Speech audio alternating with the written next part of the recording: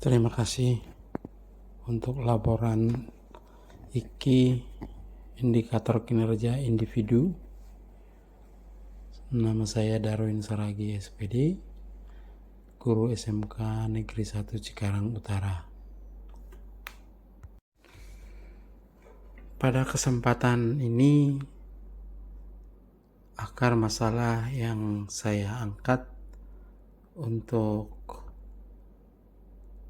laporan hasil pemecahan masalah pelajar siswa atau murid, saya buat judulnya meningkatkan kreativitas pelajar peserta didik dengan metode pembelajaran yang berdiferensiasi. Pada bagian A dalam pembahasan yaitu tentang deskripsi permasalahan.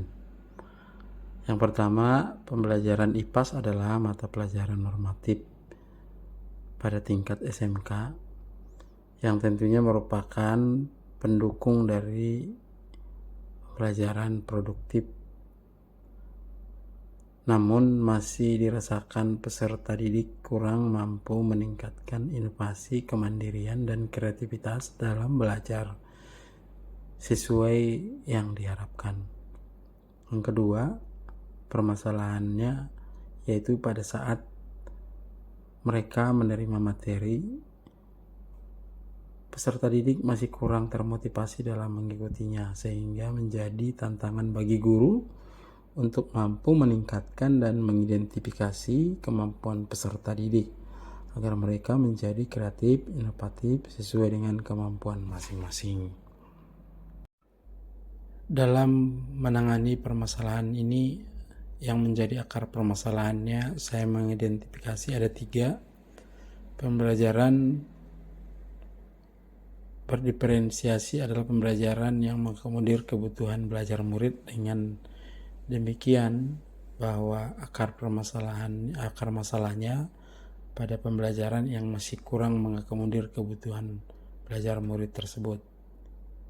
Yang kedua, guru belum memfasilitasi murid sesuai dengan kebutuhannya, karena setiap murid mempunyai karakteristik yang berbeda-beda sehingga tidak bisa diberi perlakuan yang sama.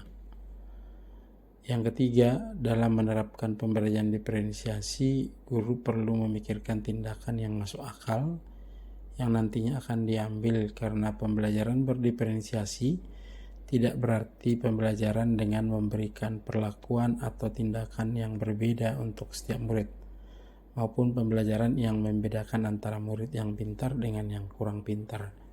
Dan semua hal di atas merupakan akar permasalahan sehingga murid kurang kreatif.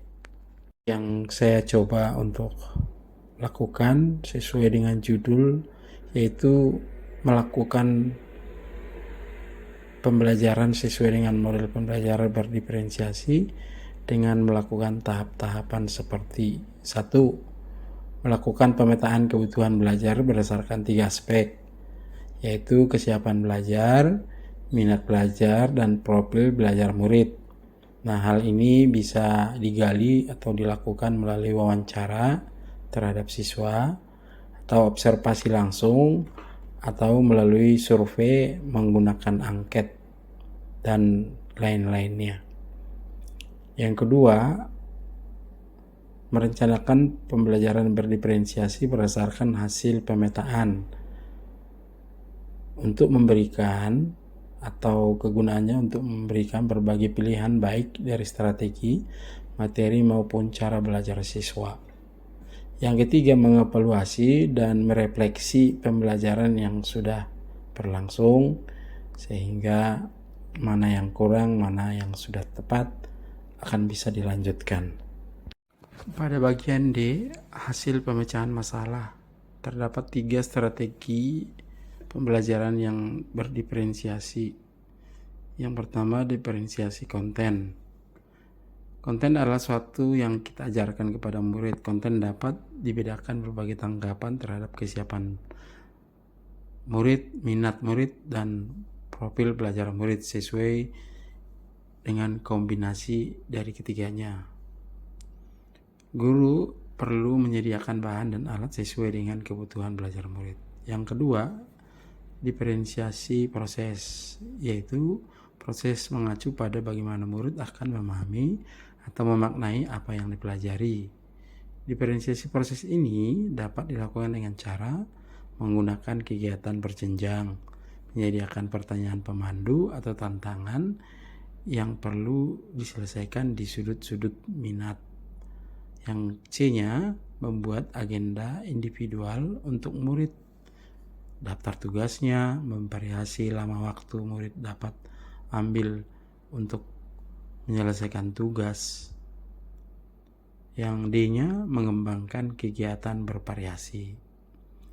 Yang ketiga dari diferensiasi yaitu diferensiasi produk. Produk adalah suatu hasil kerja atau unjuk kerja yang ditunjukkan murid kepada kita berupa karangan, video, rekaman, atau hasil-hasil karya lain yang ada wujudnya. Produk yang diberikan meliputi dua hal, memberikan tantangan dan keragaman atau variasi. Yang kedua, memberikan murid pilihan bagaimana mereka dapat mengekspresi pembelajaran yang diinginkan. Sebagai kesimpulan, ketika kita menerapkan pembelajaran diferensiasi, diharapkan akan memberi dampak bagi sekolah, kelas, terutama kepada murid. Setiap murid memiliki karakteristik yang berbeda-beda, jadi tidak semua murid bisa diberi perlakuan yang sama. Jika kita tidak memberikan pelayanan sesuai dengan kebutuhan murid, maka hal tersebut dapat menghambat murid untuk maju dan berkembang dalam pembelajarannya. Dampak dari kelas yang menerapkan pembelajaran diferensiasi antara lain setiap orang merasa disambut dengan baik, murid dengan berbagai karakteristik merasa dihargai, merasa aman, dan ada harapan pertumbuhan.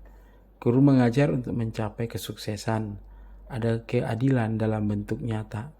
Guru dan murid berkolaborasi, kebutuhan belajar murid terfasilitasi dan terlayani. Dengan demikian akan berdampak bahwa hasilnya nanti kreativitas siswa akan semakin maksimal dan hasil belajar yang optimal. Demikianlah hasil IKI yang saya buat pada kesempatan kali ini. Mudah-mudahan ini bermanfaat bagi siswa secara khusus. Tetap semangat, selalu memberi yang terbaik. Thank you, terima kasih.